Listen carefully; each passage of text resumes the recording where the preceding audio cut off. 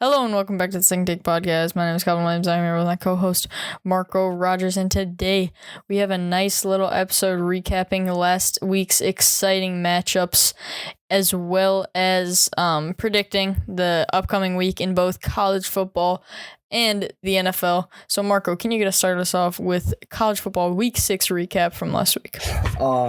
Yes, so to start off, number 2 Michigan dominates Minnesota on the road. Probably the most dominant win of our year so far, obviously score-wise, but defense dominant. Besides one miscue by Mikey Sanders still in the secondary, Minnesota just was not moving the football. They had a couple successful runs early, but outside of that, pure dominance, 2 defensive touchdowns. Keon Sabb and Will Johnson both with pick sixes, 2 bright young sophomores. JJ did exactly what he had to do. Didn't play insane, didn't play bad, but definitely played well. And his run game really showed the read option looked dangerous. Corum continued to look good. Khalil Mullings looked good. Just overall, really, really solid performance here from Michigan, and very pleased to see us keep improving as the year progresses. Yeah, defense allowed the most points all season in 10 points, but nonetheless looked very good. Like you said, just good overall dominant win. Next up, we have number 1 Georgia dominating number 20 Kentucky.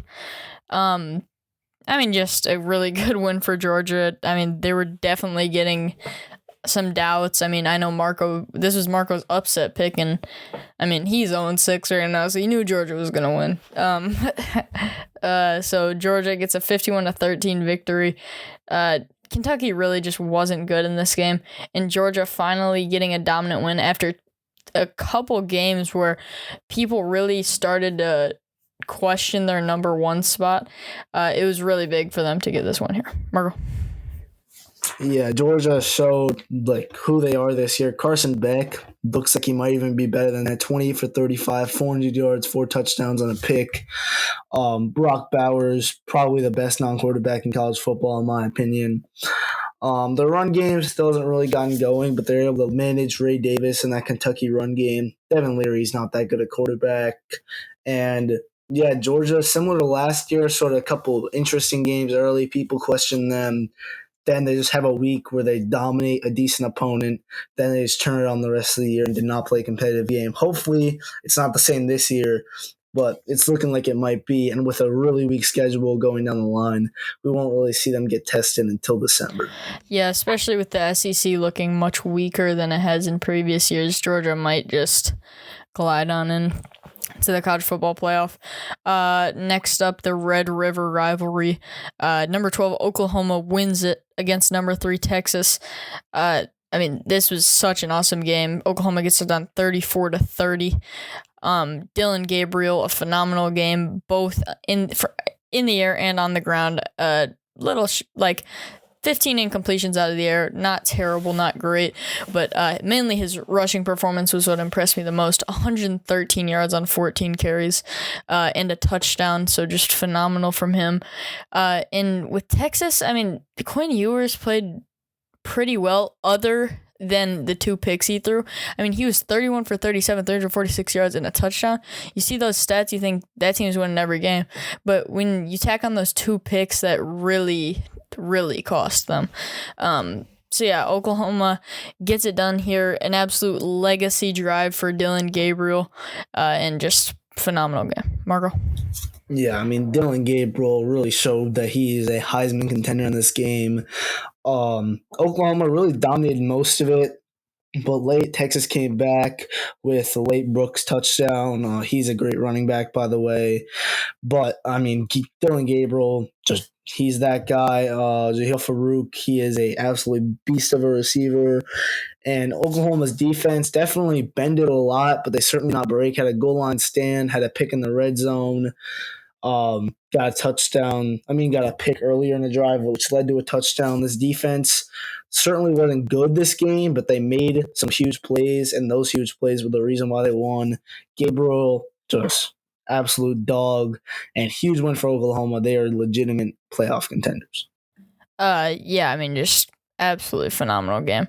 And you were talking about Oklahoma's defensive stance. Let's talk about them holding Texas to a field goal on that last drive. So yeah, huge win for Oklahoma here. They're looking very dangerous. And then next up we have Maryland in a disappointing loss at number 4 Ohio State. I mean, they were completely dominating in the first half. Honestly, in the first 2.5, almost 3 quarters, Maryland just looked like the better team. But towards the end of the third quarter and the start of in the fourth quarter, Ohio State just absolutely dominated Maryland. A couple key mistakes, like closing out the half, not getting a field goal, was absolutely crucial. Just momentum wise, it really killed their momentum going into halftime. But yeah, Ohio State wins 37-17. I would say, other than like kind of the fourth quarter, Maryland looked like a very good team, but Ohio State finally woke up and got the job done. Marco? Yeah, I mean, this game probably should have been 23 at halftime if Maryland really played mistake-free football. They went for it on 4th and 1 deep in Ohio State territory, got stuffed on a wildcat play, obviously the end of the half miscue, and then the pick six from Kalia. So while they were dominating this game, which was the first half, they just weren't able to get much of a lead. And you kind of knew eventually Ohio State was going to turn it up. Sort of similar to that USC-Arizona game where Arizona built up a big enough lead where once USC turned up, it was still a very close game, and Maryland just wasn't able to build up that lead. Part of the reason why they lost, Marvin Harrison Jr., second best non-quarterback in college football. He just carries Kyle McCord, and this Ohio State O-line is not good at all. They were getting absolutely torched early in the first half. Their run game was not good. Although Travion Henderson was injured, still very bad run game. Traynum is a capable running back. He just did not have any holes. And yeah, this O-line is a serious issue for Ohio State, so hopefully they can turn it around. Yeah, I mean, you don't want your lead back going 20 carries for 61 yards. I mean, that is just not good at all, averaging barely 3 yards a carry. Moving on, USC scrapes by with a win against Arizona in overtime, actually. Caleb Williams, probably one of his more underwhelming games, even though his offense still put up 43 points. He only threw for 219 yards and a touchdown, which is not something we usually see from him. But then again, Marshawn Lloyd picked up for some of the slack, averaging 5.7 yards a carry, and scored a touchdown. So running game helped out a little bit. But, I mean, Arizona definitely looked pretty good in this one. Jonah Coleman, absolutely phenomenal game, 143 yards. And the quarterback, Noah Fafita, just 5 touchdowns. I mean, are you kidding me? And only 1 interception. So, I mean, that's part of the reason that USC had so much trouble. That guy was just like darting them up. And just USC continues to show that they cannot get a stop. Marco? Yeah, I mean, Noah Fafita, I believe he's a freshman quarterback. Also, the run game for Arizona, dominant. They completely outgained USC in this game. They outplayed them. They probably should have won this game. Tough loss for Arizona, but USC just isn't that good. And in my opinion, they are not playoff contenders after a couple of pretty disappointing performances against lower-level Pac-12 teams. Yeah, I mean, eventually they're going to stop scraping by with these games, and they're going to have to face the music. Next up, number 13, Wazoo gets clamped at UCLA. Just could not get any offense going in the slightest. Only 17 points, which is not what you want in a Pac-12 game. Dante Moore, relatively underwhelming performance for UCLA with 2 interceptions. But still, I mean, he's a freshman quarterback, so he's learning.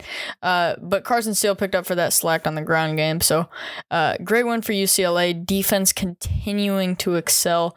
And this team definitely poses some problems for, I mean, teams like USC down the road. So definitely this UCLA team is one to look out for. Marco? Yeah, UCLA definitely more of a physical team, and here a team in Wazoo. Actually, their defense played pretty well in this game outside the run game. This was just a game won in the trenches here by UCLA. Wazoo averaged about 2 yards a carry. They just could not get the run game moving, putting them in 2nd and long and 3rd and long.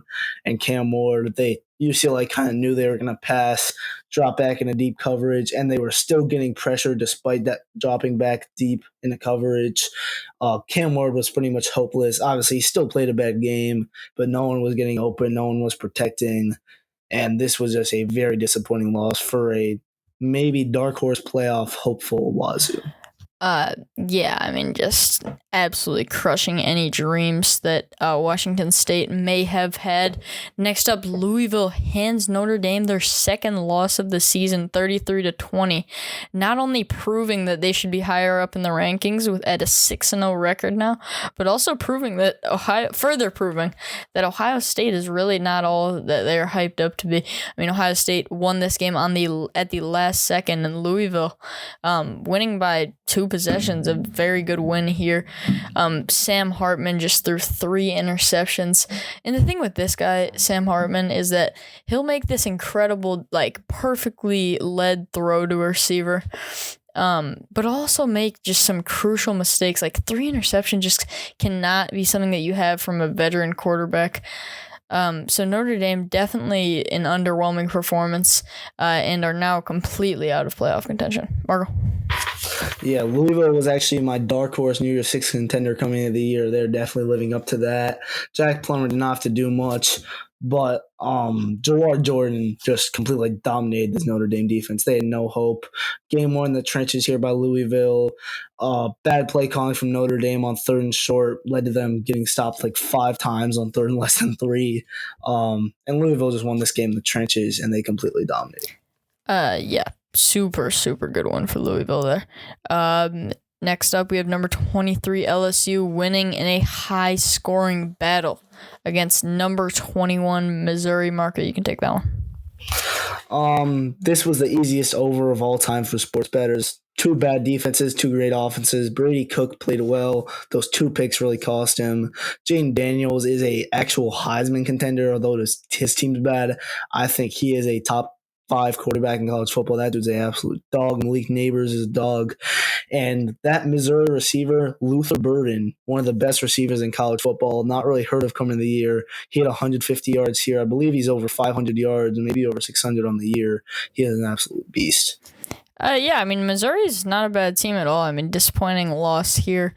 But, yeah, like you said, Jaden Daniels further proving that he's one of the best players in college football, despite LSU's shortcomings on the defensive side of the ball. They do have a very high-powered offense, both on the ground and in the air. So definitely, New Year's Six isn't out of the question, I would say, for LSU, especially if their defense can get going. And then finally, Georgia Tech beats number 17 Miami. In possibly the worst coached ending I've ever seen of all time. So, in case you haven't heard of this yet, Miami, number 17 ranked Miami, had the ball. All they had with a minute left, all they had to do was take a knee twice and the game was over. Instead, they decided to run the ball. And you know what happens when you run the ball and you could have just taken a knee? You fumble. That's exactly what happened to Miami here. They fumble. Georgia Tech gets the ball around the 50, score on this, second play of their drive, and go on to win the game. So, I mean, one of the most fatal coaching decisions I've ever seen. Just absolutely horrible. I mean, I could do better than that. Come on, guys. Victory formation, take a knee in the game. Marco, what do you have to say about this? They actually found with 33 seconds left, so they only even had to take 1 knee. I mean, that's what just abysmal from this coaching staff. Just absolutely embarrassing. I just cannot. I feel bad for the players just having to play. I just don't know how Mario Cristobal will come back from this. And I don't know how I'll earn the trust of these players after calling something like that. Just completely abysmal and cost his team the season pretty much. Honestly, if I was the quarterback, I wouldn't even listen. I would literally just take a knee. I would not listen to the play call. Because that has got to be the stupidest thing of all time. I'm not sure why a veteran in Van Dyke did not just do that. He could have faked the handoff, then just fell over or something. But just tell your team we're not doing that and take a knee. It just made no sense to me.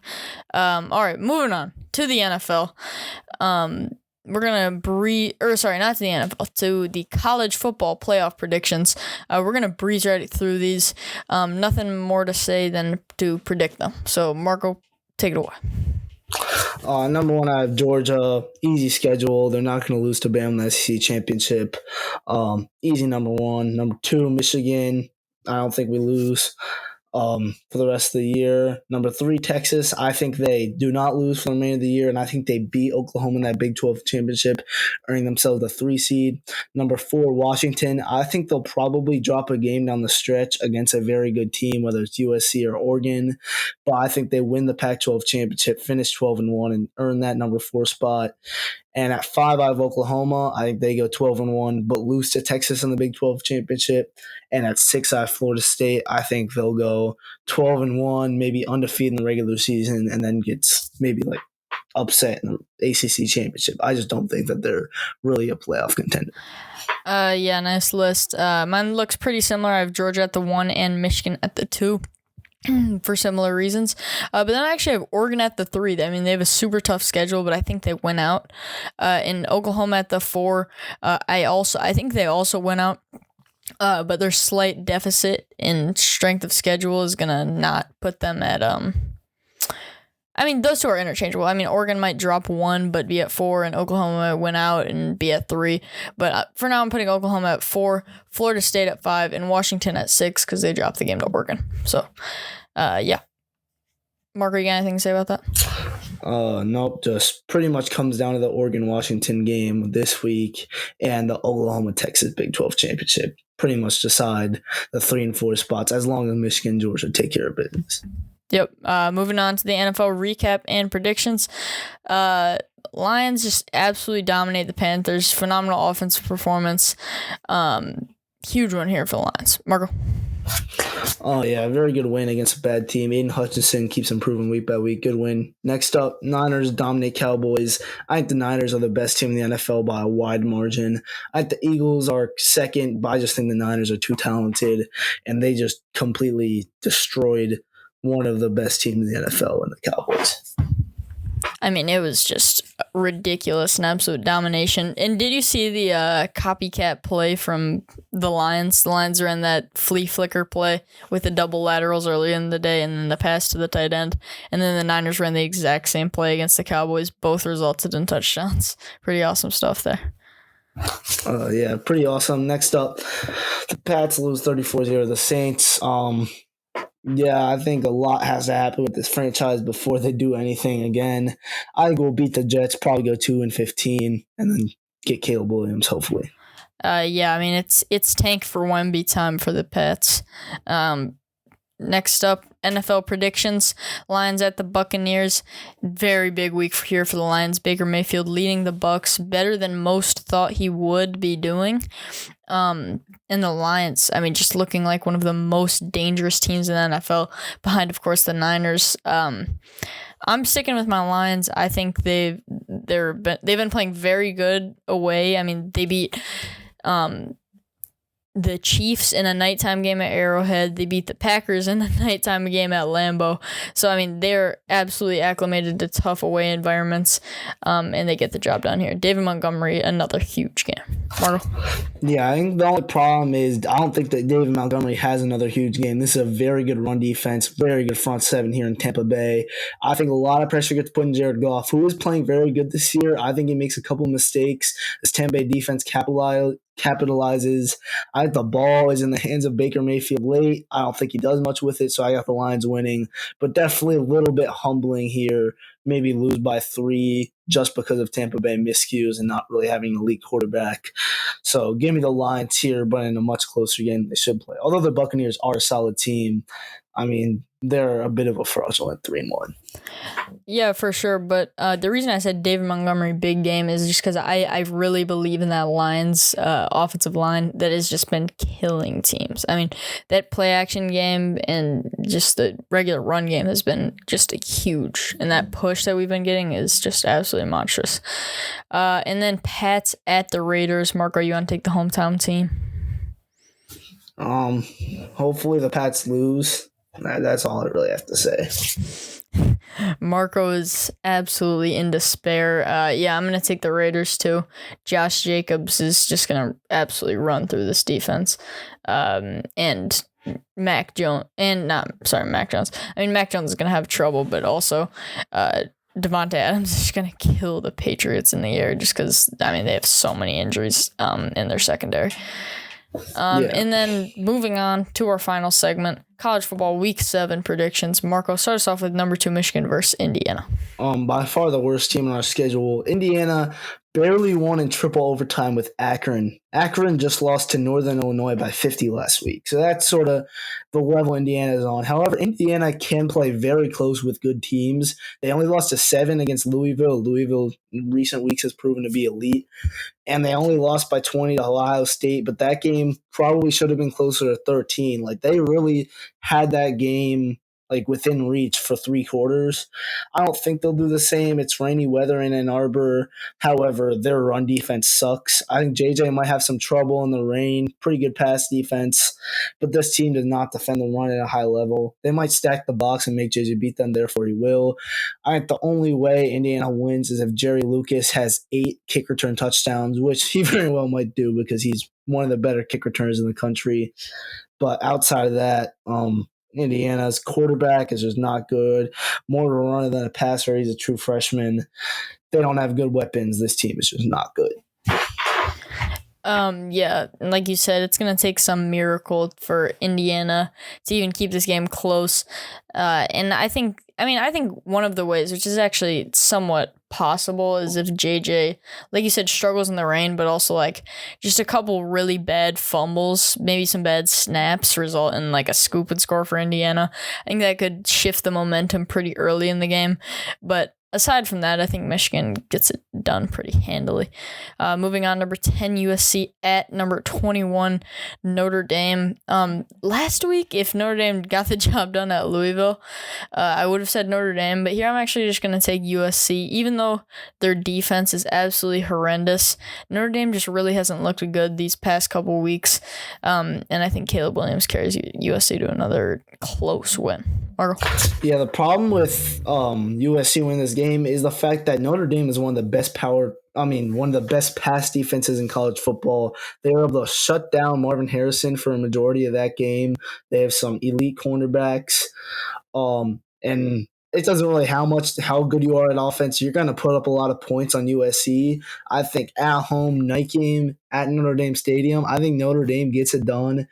Bounces back. They're not a playoff contending team, but maybe they can take their rivals out of the playoffs and get a huge win here. Momentum boosting against USC. Yeah, gonna be one to watch for sure in that game. Next up, unranked Texas A&M at number 19 Tennessee. This game definitely has some intrigue. Tennessee's only loss coming to Florida. I mean, really bad loss there. But then they got a super good win last week against South Carolina, 41-20, looking quite dominant. I don't know. I think Tennessee gets the job done. I think Milton continues to play pretty well. I mean, he's only thrown 3 picks this season, which is better than I can say for what he did at Michigan. So I don't know. I think Tennessee gets the job done here. It's gonna be a close one just because Texas A&M is just a really tough team to play. So, but Tennessee gets the job done. Marco? The problem is this Texas A&M defense is very, very good. Their run defense is elite, so I think this game is going to be in the hands of Milton, but their pass defense is also very good. As we saw last week, they were able to really limit Bama. I think that this Texas A&M offense gets going a bit here.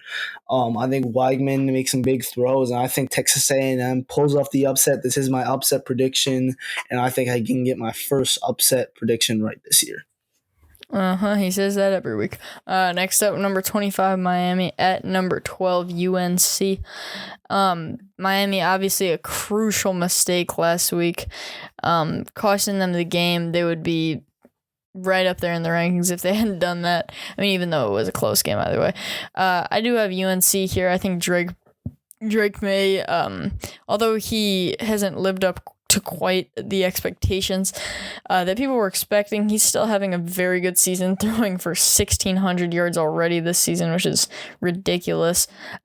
He needs to just keep the ball in his team's hands, no picks, and UNC shouldn't have a problem. Margo? This Miami team pretty much won last week. I mean, outside that coaching mistake, the players outplayed them. I think Van Dyke has a big game. But I think that Drake May in this offense is going to be a little bit too much. This Miami pass defense is not good, although their run defense is actually the best in college football, allowing 58 run yards a game. Maybe behind Michigan, I guess. But I think this game will be in the hands of Drake May, and I think he'll dominate with the ball in his hands. Give me UNC in a high-scoring game right here. All right, next up we have NC State at number 17, Duke. Mark, you want to take this one? I think Duke wins this game pretty comfortably. Riley Leonard is not that good a passer. And although NC State does a good run defense, I still think that Riley Leonard and that Duke run offense will be too much for them. MJ Morris, young quarterback, threw 3 picks last week. I mean, he did throw 4 touchdowns. He's an explosive type guy. But I think night game, on the road in a hostile environment, he'll really struggle. So give me Duke here. The problem is with that, is that this is my upset pick. NC State played a super close game with Louisville, who's proven to, be a very good team. And NC State played that game with an absolute bum of a quarterback in Brennan Armstrong. They now have MJ Morris, who's an absolute firecracker, getting done in the air and on the ground. And although there's those problems with the interceptions, like you mentioned, I just think that run defense from NC State is going to counteract Duke pretty well. And since Riley Leonard's a pretty much mid-throwing quarterback, NC State's going to get the job done. Next up, we have number 18, UCLA at number 15, Oregon State. Marco, you can take this one. Give me UCLA here. This is an Oregon State team that really likes to run the ball with Martinez. However, UCLA is a top 5 run defense in college football, allowing 64 rush yards a game. I don't think they'll do much there. This is also a really good pass defense. I don't think Uiagalelei will have too much success. Slade Bolden is an elite receiver, but I just think UCLA clamps for the 5th week straight pretty much, as they allowed 7 defensive points. Well, as a defense, they allowed 7 points to Utah and only 17 points to the electric Wazoo. I think they completely dominate this game defensively. Dante Moore gets a little bit more comfortable settling in here in Pac-12 play. He has a good performance. Give me UCLA here by 10. Marco, I think that was your best pronunciation of Uiagalelei on this podcast ever. Elite. Yeah, it was very tough. But yeah, I also think UCLA gets the job done here. Dante Moore is going to continue to excel as a freshman quarterback, and even though he's had some problems with interceptions and completion percentage, I think he really settles in this game. And his defense really he really just leans on his defense. He knows that he's going to have guys who can get stops, take some pressure off his shoulders, and they put up a decent amount of points this week, more than they have in previous. Yeah, definitely going to be a big game. Next up, biggest game of the week. Second game of the year outside of Oklahoma, Texas, with complete playoff implications. Number 8 Oregon at number 7 Washington. Washington won this game last year in one of the best games of the year. I think the over should be smashed right here. Michael Penix has thrown for 2,000 yards this year. Bo Nix has thrown for 1,500.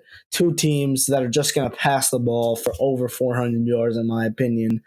However, Oregon does run the ball significantly better, and that kind of goes against the Washington defense, which usually is a little bit better of a pass defense than a run defense. I think Washington struggles defensively here, but I think Penix, Rome Odunze, McMillan, Polk, that is the best receiving core I have seen in a while. I think that's better than Ohio State's receiving core. No one really has the corners to hang with them. Give me Washington here, 45-41 in an absolute shootout game of the year.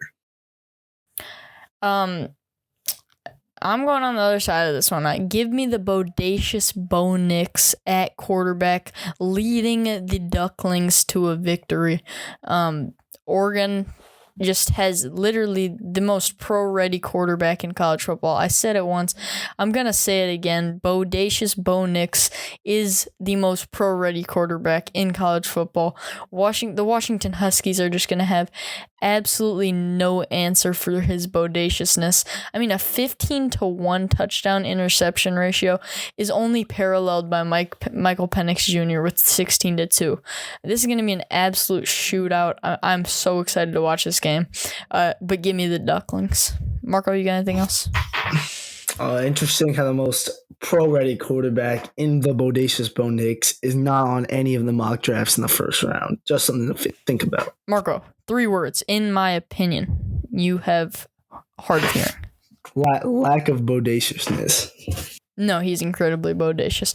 All right, thank you all for listening to the Second Take podcast. We will see you next week. Bodacious.